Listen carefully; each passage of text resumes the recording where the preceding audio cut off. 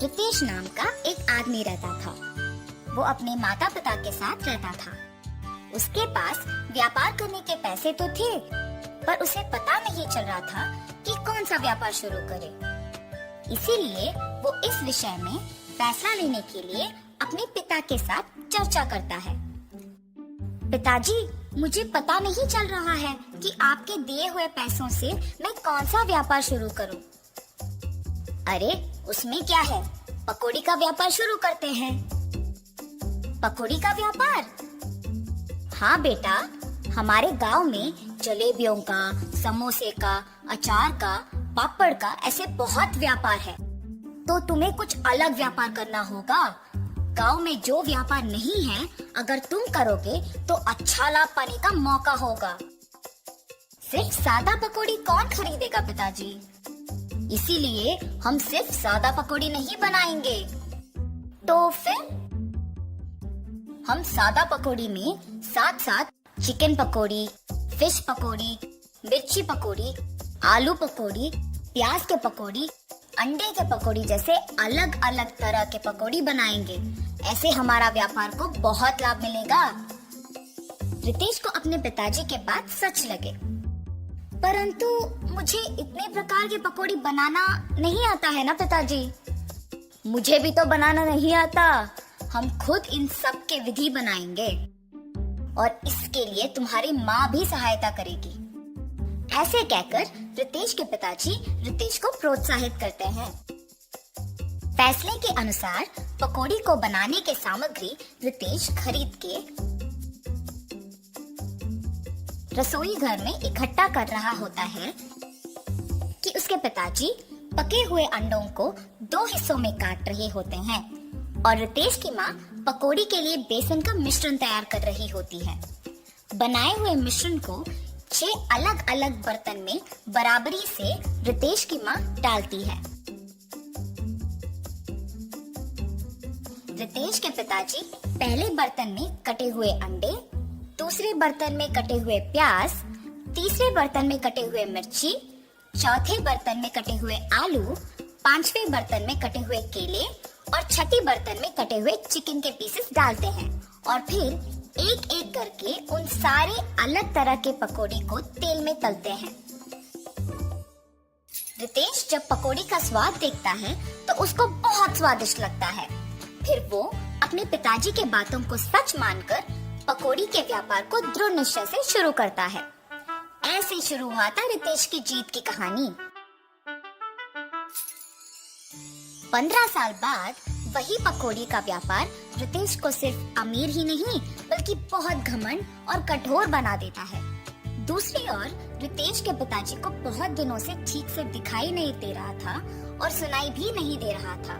इसीलिए वो रितेश को चिकित्सा करवाने के लिए पूछने की प्रयत्न करते हैं, पर रितेश कभी उनको समय ही नहीं देता था। इसीलिए रितेश के पिताजी खुद अस्पताल जाने का निश्चय करते हैं, पर उनके पास पैसे ना होने के कारण रितेश की दुकान को निकल पड़ते हैं। अरे रितेश बेटा, कुछ दिनों से न कुछ ठीक से दिखाई दे रहा है, न कुछ सुनाई दे रहा है। चिकित्सा के लिए 3000 रुपयों की जरूरत है। थोड़ा मदद करो ना बेटा। क्या 3000 रुपए? उतने पैसे तो मेरे पास नहीं है। पर बेटा, कल ही तो तुमने बहू को बताया था कि हर रोज तुम्हें 30,000 मिलते हैं। आप पहले यहाँ से चलिए, कह रहा हूँ ना पैसे नहीं है। और घर चले जाते हैं। घर पहुँचने के बाद चिकित्सा के पैसे मांगने रितेश के पास गया था, पर उसने ये कहकर भेज दिया कि उसके पास पैसे नहीं है।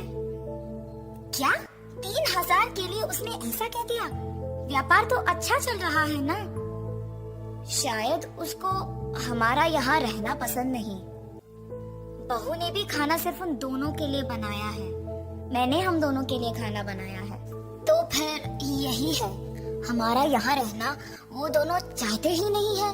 चलो इसी रात को यहाँ से निकलते हैं। ऐसे फैसला करके दोनों उसी रात गांव से निकल जाते हैं। माता पिता के लापता होने पर भी रितेश को चिंता नहीं हुई। अगर किसी ने पूछा तो कहता था कि तीर्थ यात्रा पे गए हैं। रितेश को पकौड़ी के व्यापार में लाभ ही लाभ आ रहा था। वो उसके दुकान में 10 और सहायक को काम पे लगा के उनको सारे पकौड़ी के विधि सिखा के काम करवाता था। इसके अनुसार उसने पकौड़ी के दाम भी बढ़ा दिया था। मिर्ची पकौड़े 5 रुपए के 10 पीस, प्याज के पकौड़े 8 रुपए के 10 पीस, आलू के पकौड़े 10 रुपए के 10 पीस, अंडे के पकौड़े 15 रुपए के 10 पीस, चिकन के पकौड़े 20 रुपए के 10 पीस और मछली के पकौड़े 25 रुपए के 10 पीस। पकौड़ी का स्वादिष्ट होने पर लोग भी बहुत आते थे, जिसकी वजह से रितेश का दुकान हमेशा भीड़ से भरा और व्यस्त रहता था और दुकान का लाभ भी दुगना हो गया था।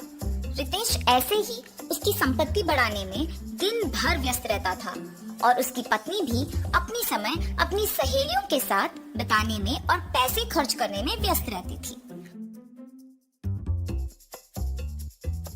और उनके बच्चों के साथ भी ज्यादा वक्त नहीं बिताती थी। बच्चों के देखभाल के लिए एक ताई को रख के वो चले जाती थी। रितेश व्यापार और संपत्ति के मोह में पड़कर दोस्तों के साथ वक्त गुजारता था और उसकी पत्नी उसकी सहेलियों के साथ वक्त गुजारती थी। इस वजह से उनके बच्चे बहुत लापरवाही से पले बड़े। रितेश अपने बच्चों को अनुशासन से नहीं बड़ा कर पाया और अपनी बीवी को उसके शौक से दूर नहीं रख पाया। अब रितेश के साथ प्यार से 2 बातें करने के लिए भी कोई नहीं था। उस समय में उसको उसके माता पिता की बहुत याद आती है।